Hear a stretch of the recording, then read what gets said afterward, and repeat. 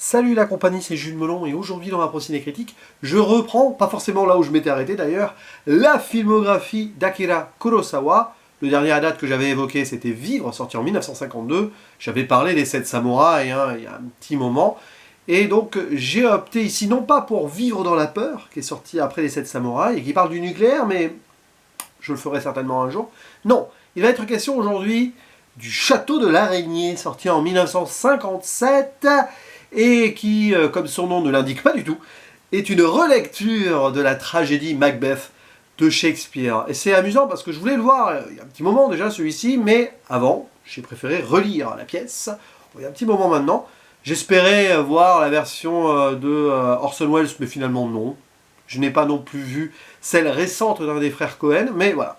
Le Château de l'Araignée, nous y sommes, ici, et avec au casting, dans les rôles principaux, comme souvent encore à l'époque, dans le cinéma de Kurosawa Akira, Toshiro Mifune, son acteur fétiche, à ses côtés, qui joue l'épouse, d'ailleurs, du Macbeth japonais du coup, Isuzu Yamada, qui fera d'autres films ensuite avec Kurosawa, et on retrouve également Takashi Shimura, un autre des fidèles du cinéma de ce grand metteur en scène nippon.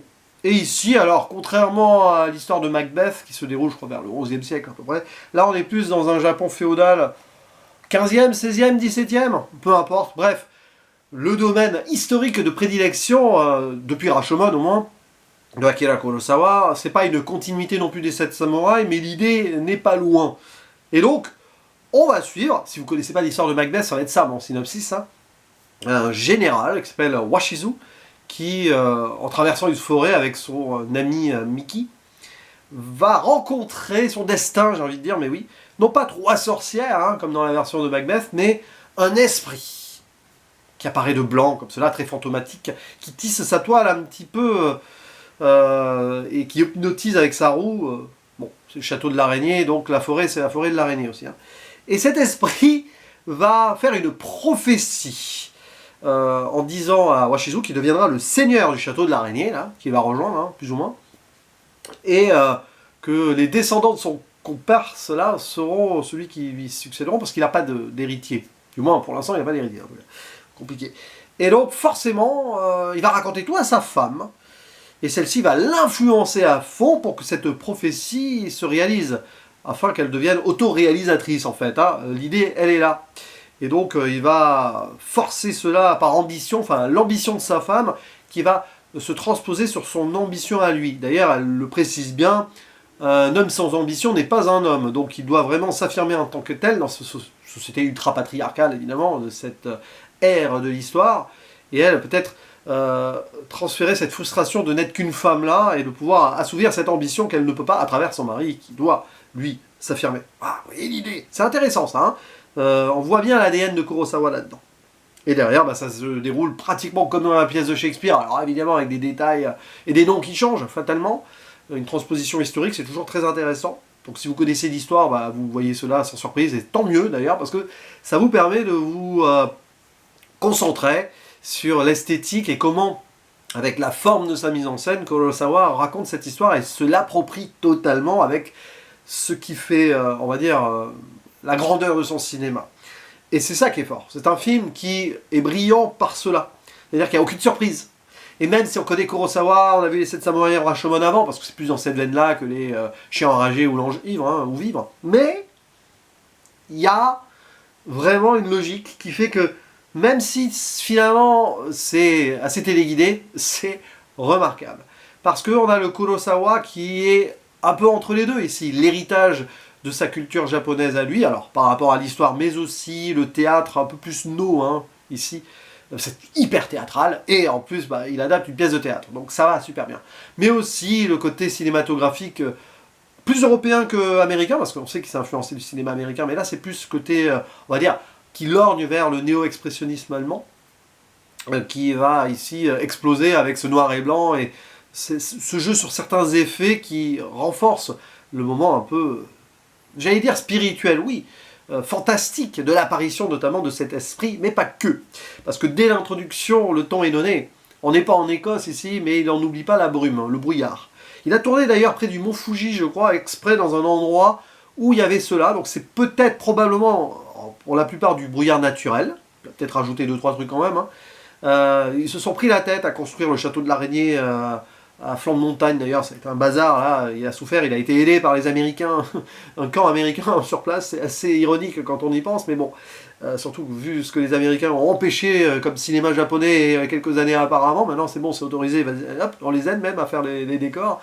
Et donc oui, la puissance même de savoir où tourner et comment tourner les scènes, d'emblée, tout est là, avec cette brume, qui part...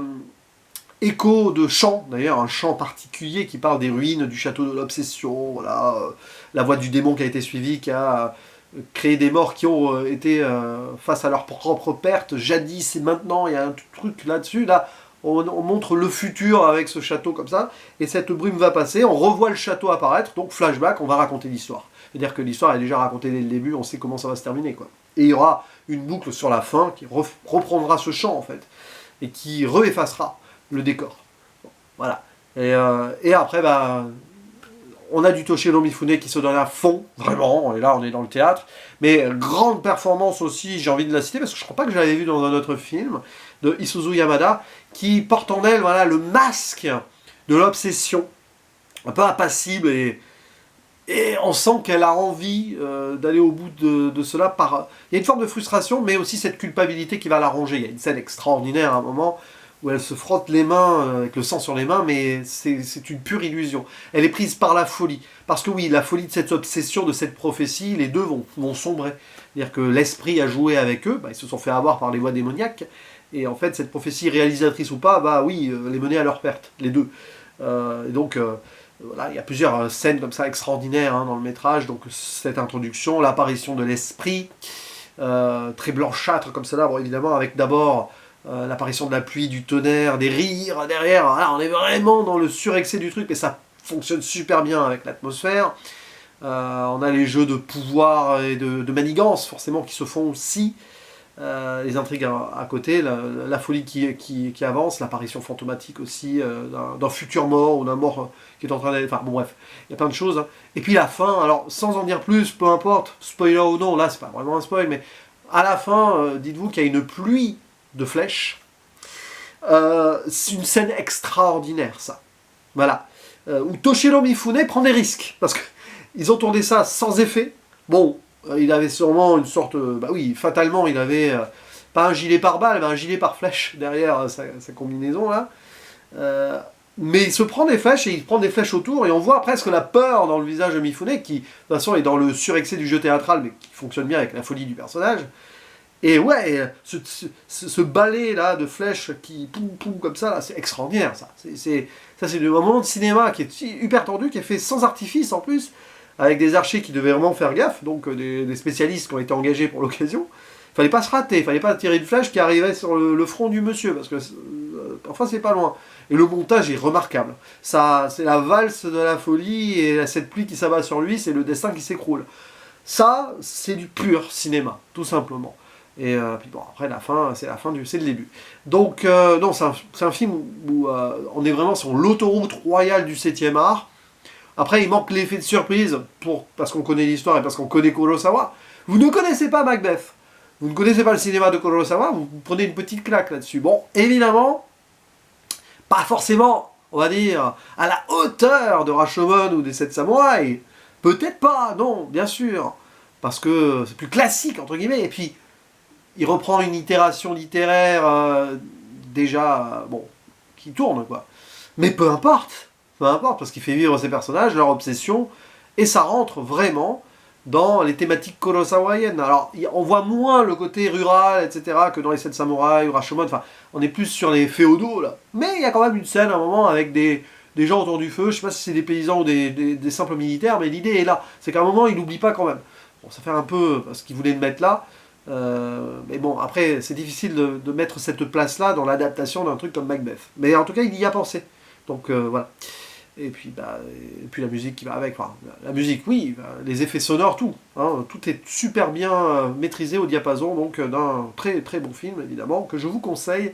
Le Château de l'Araignée. N'hésitez pas à dire ce que vous en pensez en commentaire. D'autres adaptations de Macbeth, du coup, ça peut être intéressant. J'y reviendrai un jour, hein, sûrement, hein, sur certaines.